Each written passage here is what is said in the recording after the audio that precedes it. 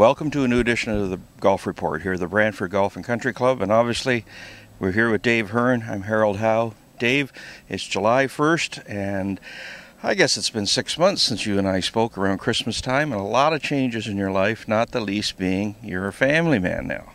Yeah, absolutely. We're excited. We had a baby girl a week and a half ago, so yeah, we're very excited about that. Good for you. And also there's been some business changes off the course. I understand you've entered into an agreement with Kia. Yeah, absolutely. We're constantly looking for new partners, and I'm excited to have Kia on board. I also have another company called feeshrinker.com. I'm going to be doing some work with a friend of mine is heading up a new company there. So, we're always looking for new business opportunities, and we're excited to have that relationship with Kia and the new company. So it's good. And you also have had some discussions with the Royal Bank, haven't you? I've been on Royal Bank Insurance has supported me since I turned pro back in 2001 and 2. I've been doing an event with them, so I've been carrying the RBC logo on my bag for a couple of years now, and I've had a relationship with them for a very long time, and it's been a good one. So really looking forward to continuing that one as well. Good. Now coming back to on the course, the first 6 months of the calendar year are behind us now, and you've won, I guess, the better part of $600,000. One would say that the odds are extremely good that you're going to retain your card, if not do more. How do you feel about it all at this stage, though? Yeah, I feel like my game is good. I've gone through a couple of phases. I kind of got off to a good start, and then I got into a little bit of a lull, but I feel like I've played well the last couple of months. Haven't quite got the results I'm looking for, but you're ever trying to improve and get better, and I feel like my game is really close to doing some nice things. So I'm looking forward to getting back at it at the Greenbrier next week and seeing what happens. As we do this, we're very close to the Canadian Open. Now, you're the top Canadian player on the tour. Do you feel that course sets up well for your game, or do you believe in that theory that they're just courses? Yeah, I love playing Hamilton. It's probably my favorite of the rotation that we play in Canada. Last time I was at Hamilton, I was low Canadian in 2006, so I'm really looking forward to getting back there and trying to improve on that performance and getting out in front of the hometown crowd. It should be a lot of fun. You are one of the players who have certainly paid your dues. You played some backwater courses over the years, and you've really paid your dues. How do you feel about the solidity of your game overall? And what I'm getting at is Lauren Rubenstein was talking to me the other day from the Globe and Mail, and he said you're that far away from winning a tournament.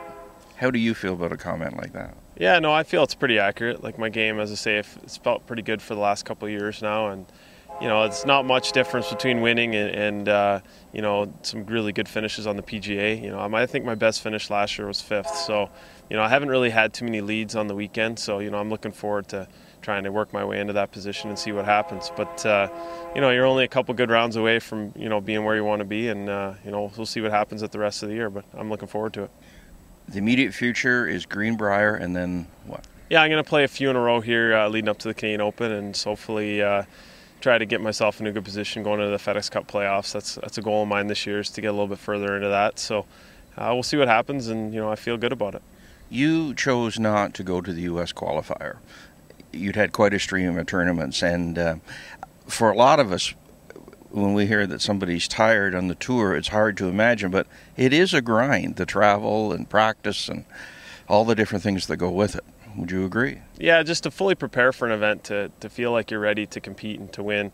I had played, after the Memorial, I'd played 7 out of 8 weeks with a 36-hole qualifier the week before for the British Open, which I did not get through. And I'd played Pro-Ams, and I'd made almost every cut. So it's a lot of golf, and I then ended up going to Memphis, and I didn't have a great week, but I played okay. And I think I started to get a little bit tired there toward the end of it. And I made the right decision for me, and just looking at where I was at, and you really have to prioritize playing well in the events that you're in and not take chances on trying to prepare for ones that you're not in. So I look forward to playing a lot of U.S. Opens and down the road, and if a win this year would probably get me in next year. So that's what I'm going toward. Based on this season, would you see changing much in your scheduling for another year? Yeah, it's been a good experience this year. I've played a lot of different tournaments than I did last year even. So, finally, I think after your sort of second year once you've kept your card and then you play another season, that's when you finally start to realize okay, I like this course, I don't like that course, because you really don't see all the courses as a rookie. Not many players get a chance to play all of them. So, I'm getting a little bit better taste, and, I don't know what I'll do with my schedule next year. I'm really just focused on playing well at the Greenbrier. Right. Lee Westwood was interviewed here a few weeks ago. I saw him on the Golf Channel, and he made a comment, just a flip remark to some journalist question.